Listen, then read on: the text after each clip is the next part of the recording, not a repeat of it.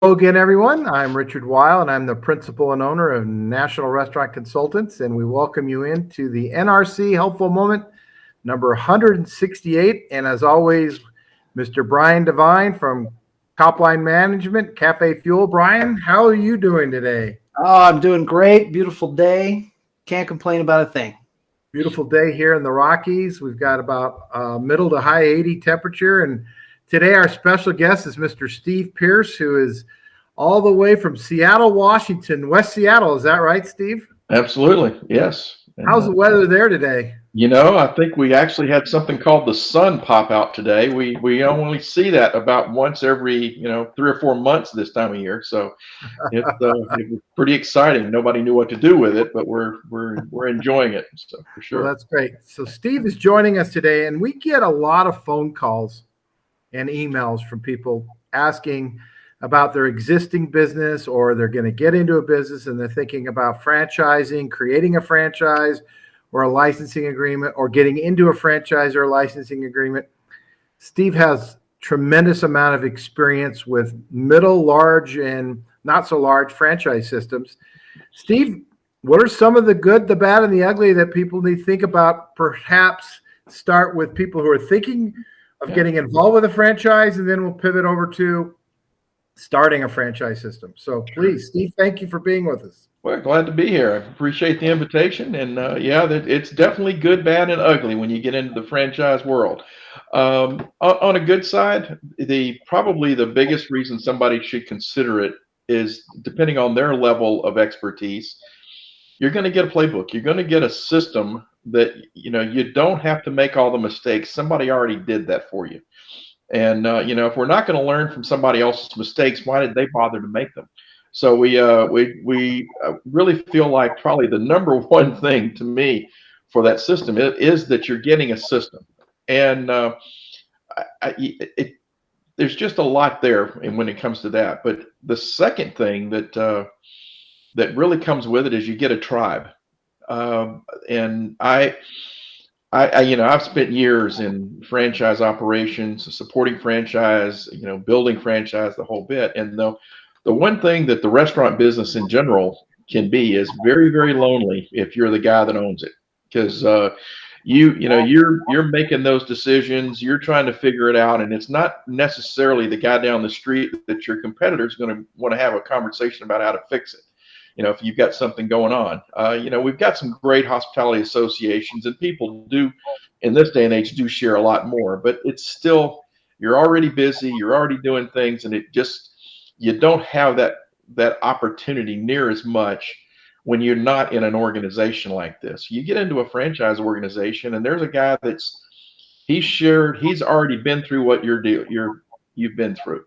You can kind of have a mentorship. You have that group of people that you can rely on, ask a question, and it really works out well. So those between those two things, and probably I could give you a list of a million, but the other really big thing is a franchise typically can pay for itself just in their buying power. If you get into the right restaurant franchise, they have negotiated enough rates and enough contracts with your mainline suppliers that the royalty that you're going to end up paying to the franchisee, he gave it to you, and just being able to buy something at sometimes as much as 20% less than what you can get it, as an independent. Nice. So those are probably my biggest ones. If I added, the next couple would be the support that you get from the franchisor, and that can be a blessing or a curse. But it's if you're in a good reputable franchise, which by and large they all are at this point. There's a few you got to watch out for, but there's a lot of good regulation out there now that kind of sniffs them out pretty quick. You're going to get a group that's there to support you, from the corporate office. They're out, they're in the field, they're meeting with you, they're benchmarking, they're giving you all that information that, again, you're just not going to get as an independent. You just don't. So those, and then finally, the fact is if you're in a franchise, they've built a reputation. You wouldn't have bought it if you didn't think they were a good organization, and more than likely, there's going to be others customer base, the whole bit that has a positive. So, you've got those things that kind of mitigate your risk in some respects. You start doing something independently, and you might be making a great product, and it's going to be easy. But as you're learning, you can make some mistakes, you can do things here and there, but you get into a system like this, you've already got that volume, you've got that goodwill that's been built that you're not having to build yourself right off the bat. That makes a lot of sense. Yeah. How about a quick overview that if you've got an existing system and you think that you want to possibly franchise it or license it out, give us a couple minutes of what that might look like and how somebody might want to start even thinking about that. That's probably the biggest thing that I do personally that I work with my groups with is, somebody will have a good organization and they might have 2 or 3 restaurants, which really it's a good idea to have 3 to 5 restaurants before you even start having those conversations about, hey, I'm going to franchise this thing. Because then you've got enough proof of life or proof of concept that this thing really works. But that being said, a lot of times, even when they've grown to that level, a lot of times I've seen them that they've done it kind of seat of the pants. It's like they've got a relative running store number 1 and a relative running store number 2, and they get up to 5 and they've run out of relatives. So so now, if they're going to bring that other group in, they really haven't put together a structure, documentation, vetted out their recipes, they're all of the standards that, it's legend in their head for those first 2, 3, 5 restaurants. But now when they're trying to communicate that to the rest of the world, they really haven't done a good job of building that structure and building that documentation where the playbook actually exists. That's the first one. And then the second one is, it's great. They're going to pay me a royalty. They're going to pay me a big franchise fee. But what they don't realize is that there's an expectation that you're going to show up on my door and you're going to help me get my store open. You're going to show up every couple of months, every month, depending on what kind of setup it is. And you're going to be there to, hey, by the way, you need help here. What can I do there? Not to mention, the weekly, if not daily phone calls to be there to support. Those are the 2 things that the emerging brands sometimes miss the boat on. They don't realize how much work that is. I mean, yeah, it's great to think about that 5, 6, 7% royalty coming in and that big fee you're going to get, for that original franchise fee. But by the way, it is eaten up really, really quick. So it's there's a lot more work to being in a franchise organization than you realize. Yeah. And I always say the word, is your concept replicatable? Mm-hmm. Is it replicatable by the lowest common denominator of who your franchisee is going to be? And I really think that is the one really simple question. Mm-hmm. And not all this is true, but great operators don't necessarily make great franchisors. They're very different. Very different. Yeah, that's one of those cons that's in there.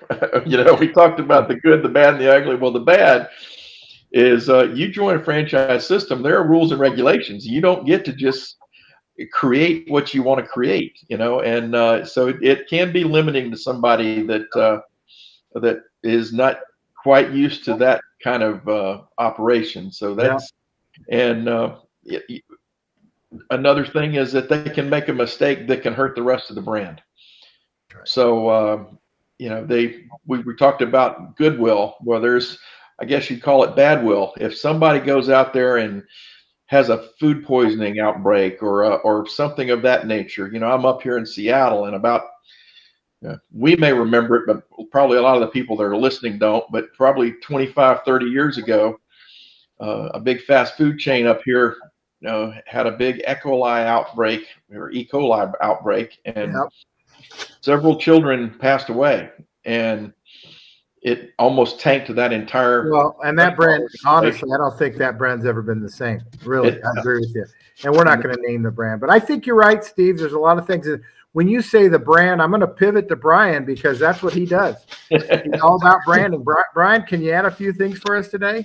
Yeah, this is always a fun topic, and it brings up an interesting story that I want to share, because one thing that I always recommend is that if no matter what the size of the franchise that you're looking at or considering getting involved with, make sure that the marketing that they have in place is accountable.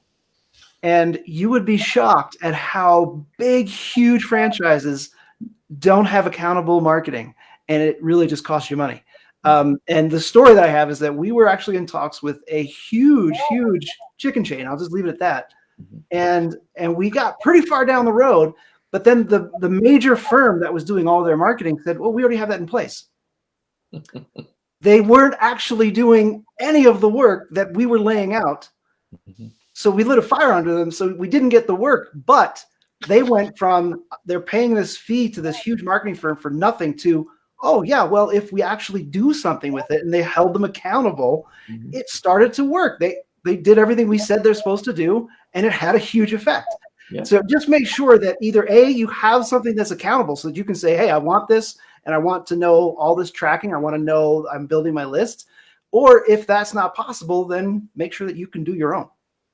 Yeah. Right? Because as long as you're using all the images and quality and all that, if you can do your own that's accountable, then it can be extremely effective. But it was just a really interesting story. It was a huge chain, and they weren't doing any of the work they were hired to do because, they're just taking the money and didn't have to do anything for it because nobody was checking. So I always like to make sure that that whatever the franchise, no matter how big or small, make sure that you're looking at all those little pieces. And as the marketing guy, I recommend that you look at the marketing side and make sure that it's going to work. And if you don't know, get in touch with us. We'll tell you. That's right. And you know what? It's the easiest thing in the world. Send us an email or text, get on our website, get on our Facebook or our LinkedIn. That's a 15, 20, 30-minute phone call. We don't charge for those kinds of things.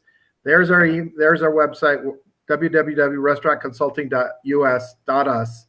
And, it's what the NRC Helpful Moment's always about. And Steve Pierce, can't thank you enough for joining us all the way from the great Northwest.